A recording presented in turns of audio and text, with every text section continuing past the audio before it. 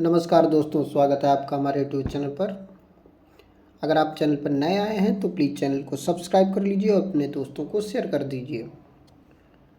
दोस्तों, इस डिक्टेशन की PDF पाने के लिए टेलीग्राम ग्रुप को ज्वाइन कीजिए, जिसका लिंक मैं डिस्क्रिप्शन बॉक्स में दे दूंगा।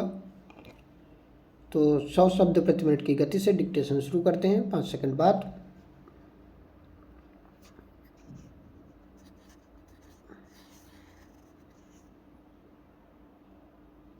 स्टार्ट। माननीय सदस्यगण, आपको और हमारी जनता को मेरी शुभकामनाएं। मैं सबकी ओर से प्रधानमंत्री डॉक्टर मनमोहन सिंह को शुभकामनाएं देती हूं। हमें इस बात की खुशी है कि आपके स्वास्थ्य में तेजी से सुधार हो रहा है। हम कामना करते हैं कि आप जल्द स्वस्थ हों और अपनी अहम जिम्मेदारियों का निर्वहन करते रहें। हमारी सुरक्षा के लिए हमेशा सतर्क रहने वाले हमारे सुरक्षा बलों के सदस्यों को भी मेरा विशेष अभिवादन।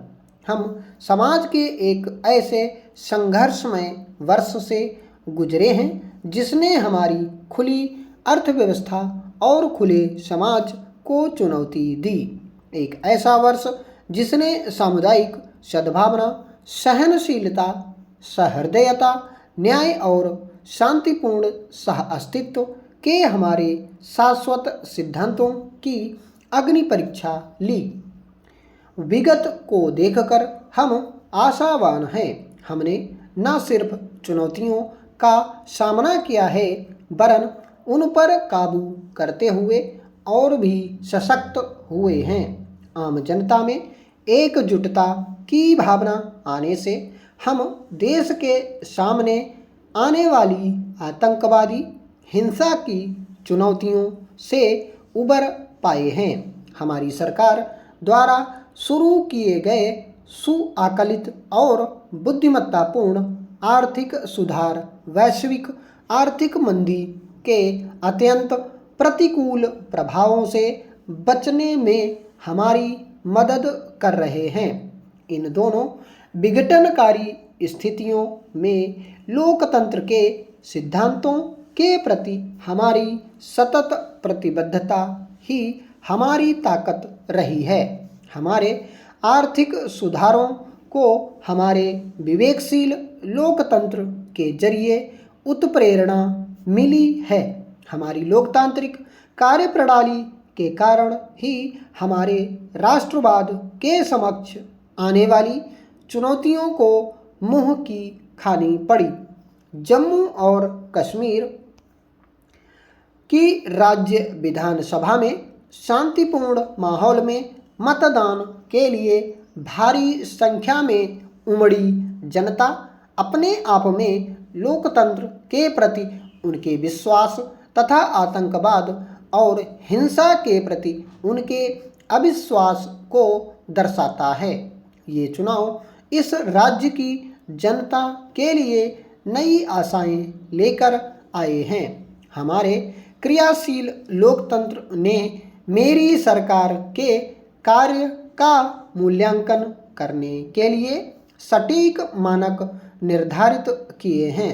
जनता सरकार का मूल्यांकन उसके कथनों से न करके उसके कृत्यों से करती है। लोकतंत्र में सरकार का मूल्यांकन एक सरल सिद्धांत पर होता है। आम आदमी को क्या मिला जब इस सरकार में लोकतांत्रिक पंथनिरपेक्ष और प्रगतिशील शक्तियां आईं, तो इसने एक राष्ट्रीय साझा न्यूनतम कार्यक्रम बनाकर अपने आप को जनता के प्रति जवाबदेह बनाया। आज लगभग 5 वर्ष सत्ता में रहते हुए मेरी सरकार का यह विश्वास है कि उसने राष्ट्रीय साझा न्यूनतम कार्यक्रम के जरिए जनता से किए करीब करीब सभी वादों पर अमल किया है। मेरी सरकार द्वारा समग्र विकास के लिए राष्ट्रीय साझा न्यूनतम कार्यक्रम में की गई वचनबद्धता को कानूनों, नीतियों और कार्यक्रमों में साकार किया गया है। हमारे ग्रामीण क्षेत्रों में जनता के काम के अधिकार को राष्ट्रीय ग्रामीण रोजगार गारंटी अधिनियम के जरिए सुनिश्चित किया गया। असंगठित कर्मकार सामाजिक सुरक्षा अधिनियम 2008 से 43 करोड़ असंगठित कर्मकारों को सामाजिक सुरक्षा मुहैया कराना सुगम होगा। सरकार को सूचना का अधिकार अधिनियम से अपनी शासन व्यवस्था के लिए नागरिकों के सामने जवाबदेह बनाया गया है। अनुसूचित जनजाति और परंपरागत वन निवासी अधिनियम के जरिए जनजातियों और पारंपरिक वन निवासियों को भूमि अधिकार प्रदान किए गए तथा उनके साथ अतीत में हुए अन्याय को समाप्त किया गया। केंद्रीय शैक्षिक संस्थाएं अधिनियम ने शैक्षिक संस्थाओं में अन्य पिछड़े वर्गों के विद्यार्थियों के लिए आरक्षण सुनिश्चित किया है।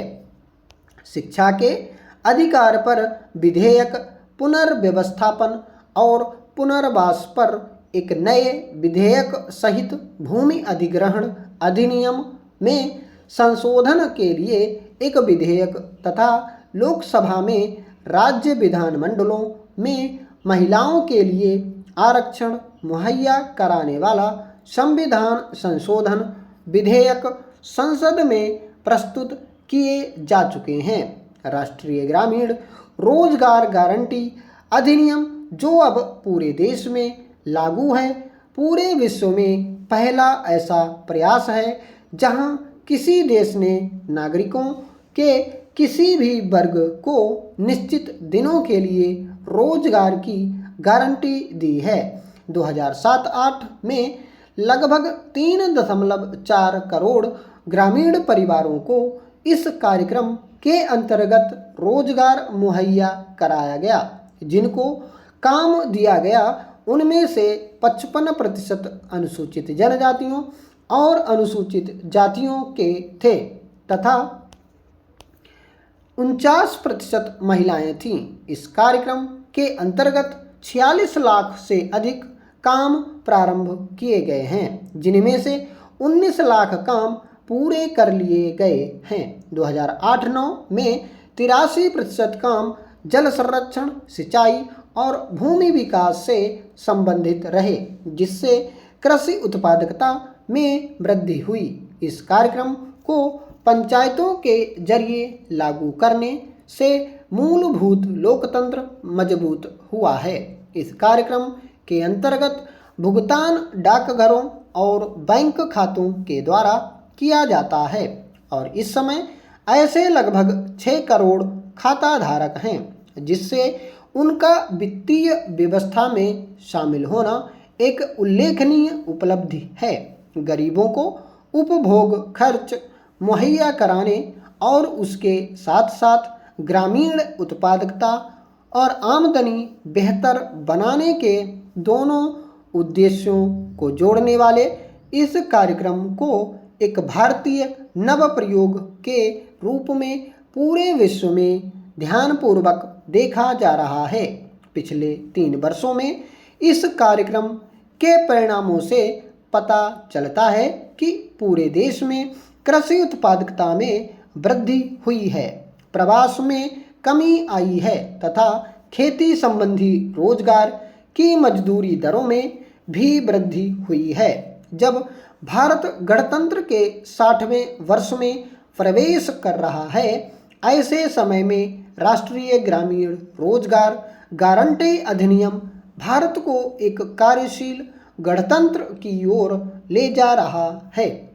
राष्ट्रीय ग्रामीण रोजगार गारंटी अधिनियम के साथ साथ प्रारंभ की गई आम आदमी बीमा योजना, राष्ट्रीय स्वास्थ्य बीमा योजना तथा संशोधित इंदिरा गांधी राष्ट्रीय वृद्धावस्था पेंशन स्कीम जो अब गरीबी रेखा से नीचे के सभी बुजुर्गों तक पहुंचा दी गई है, के द्वारा सामाजिक सुरक्षा ढांचे को और सुदृढ़ बनाया गया है। पर्याप्त स्वास्थ्य देखभाल का अभाव ग्रामीण निर्धनता का एक मुख्य कारण रहा है। मेरी सरकार ने एक राष्ट्रीय ग्रामीण स्वास्थ्य मिशन शुरू किया है। यह मिशन गांवों में स्वास्थ्य देखभाल संबंधी सेवाओं में आमूल परिवर्तन ला रहा है। ग्रामीण परिवारों की मूलभूत स्वास्थ्य आवश्यकताओं को पूरा करने के लिए 6 लाख से अधिक अधिकृत सामाजिक स्वास्थ्य कार्यकर्ताओं अथवा आशा का एक बहुत नेटवर्क तैयार किया गया है। उप स्वास्थ्य केंद्रों, प्राथमिक स्वास्थ्य केंद्रों तथा सामुदायिक स्वास्थ्य केंद्रों की ग्रामीण सार्वजनिक स्वास्थ्य आधारभूत संरचना को भी काफ़ी सुदृढ़ किया गया है। इन प्रयासों की सफलता इस सच्चाई से परिलक्षित होती है कि जब से मिशन ने अपना कार्य प्रारंभ किया है, तब से संस्थागत प्रसूति 7 गुना बढ़ गई है और इससे मातृत्व और नवजात मृत्यु दर में भी कमी आई है। स्टॉप।